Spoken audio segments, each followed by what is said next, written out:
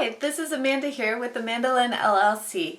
Here back with my second teaching point about mental health therapy and my whole person philosophy. So the second piece that I like to educate people on after teaching about the pineal gland prefrontal cortex development is the vagus nerve. What is the vagus nerve?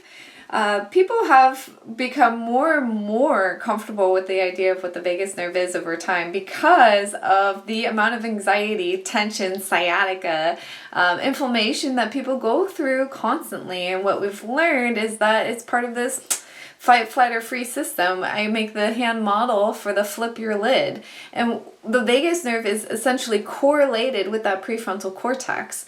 So what happens with our kiddos when they flip their lid is that prefrontal cortex, that survivor mode, is exposed.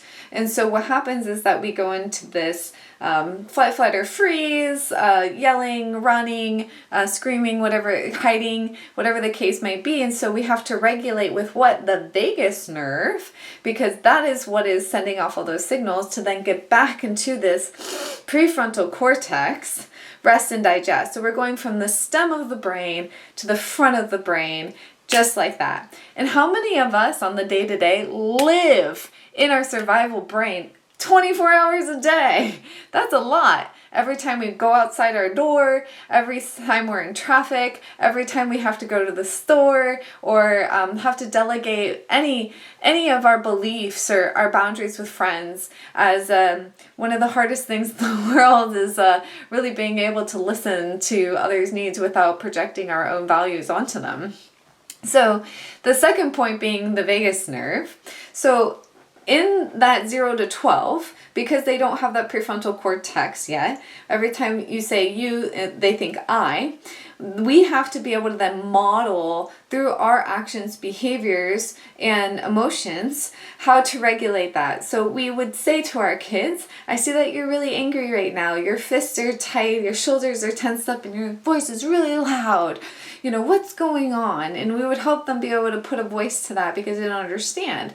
So if they see a parent doing the same thing, even though it might be irrational, it's going to feel A times 10, like a lion is running after them, versus just like a normal argument between two adults doing the dishes, versus this incompetency of emotional regulation while doing the dishes, and they're arguing over something that can be so simply mundanely fixed and regulated.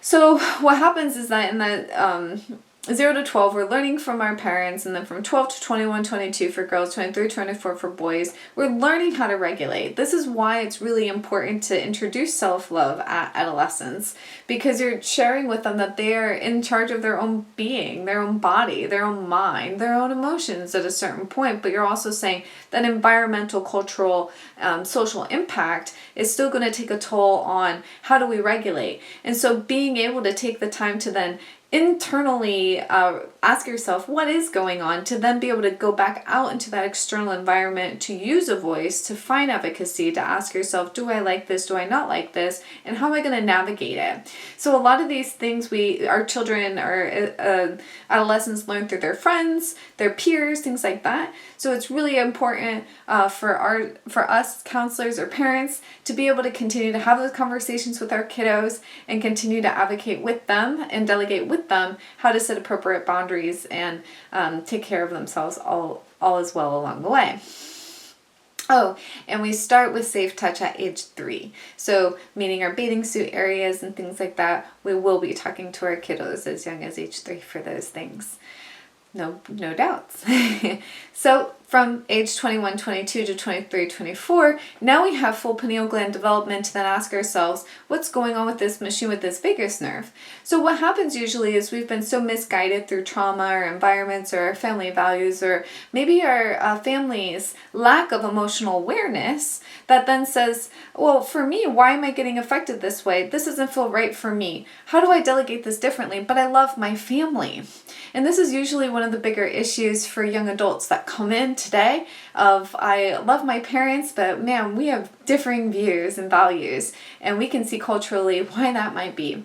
Well, let's look at this vagus nerve again, because this vagus nerve is what says, is this person comfortable behaviorally in their action around what's going on?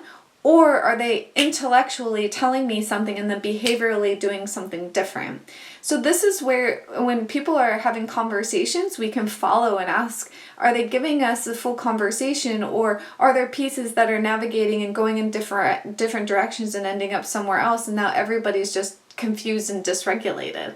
So a lot of the times these compassion techniques for around self-regulation makes us feel more clear around what our needs are, and thus being able to be better advocates and communicate that towards others, along the lines as well of not projecting onto others our problems or asking them to figure it out for us, which is usually the biggest conflict with a lot of people, because we're all so different and how we regulate is also unique. And so it's really important, if you're looking at this mind, body, emotion, spiritual piece, that we each individually ask ourselves, what is that for me? And then from there, we're not projecting or putting that emotional or that pressure onto other people. And how does that pressure show up?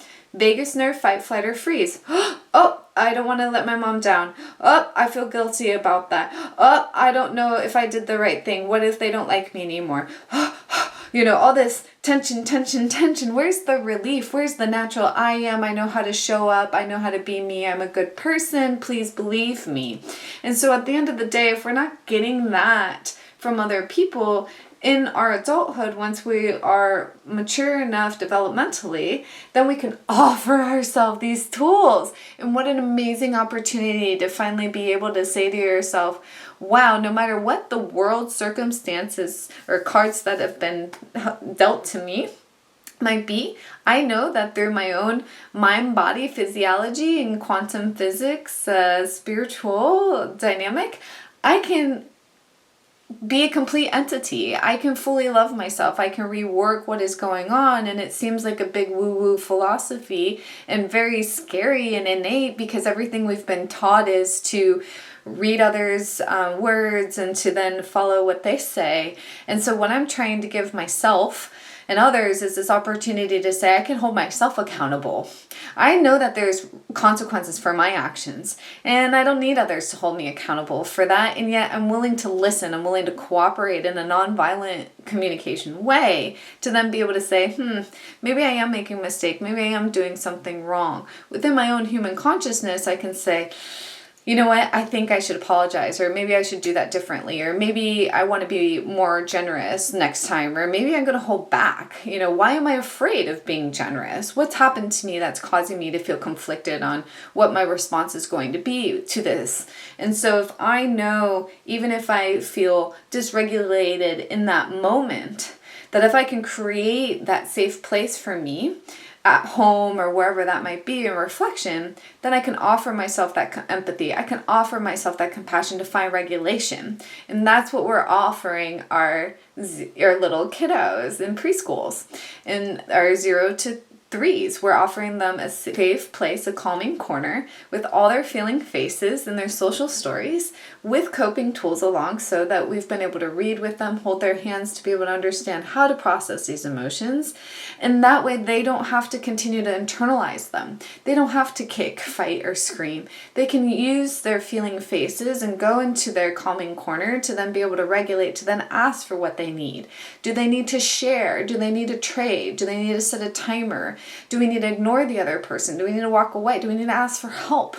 There's a lot of options there. And yet as adults, these all are the same tools that we needed today. So a lot of the times, and when I'm talking to people, I go back into childhood and say, what did we miss? Because the same tool that you need today is the exact same tool that we were missing then. The craziest part is that because of the emotional regulation and maybe our parents being unable to emotionally regulate with us because of their unawareness that it was possible, then says maybe those tools weren't given to us. But our genuine ability to be able to heal ourselves comes out anyways. And we're saying, well, I love my parents, but I don't like the way they're doing this. We'll find new tools. Let's get new tools. Let's offer new tools and let's nurture them so that we can say, you know what, we can be different people and we can cohabitate. We can have conversations. We can come together even though we're different and build something. But what does that mean? How can we each take our own accountability of our own traits, our own mind, body, and feelings so that we can then each work together cohesively without having to pick on others or pull them apart, and instead work together as a team, all the while being very confident in that I am.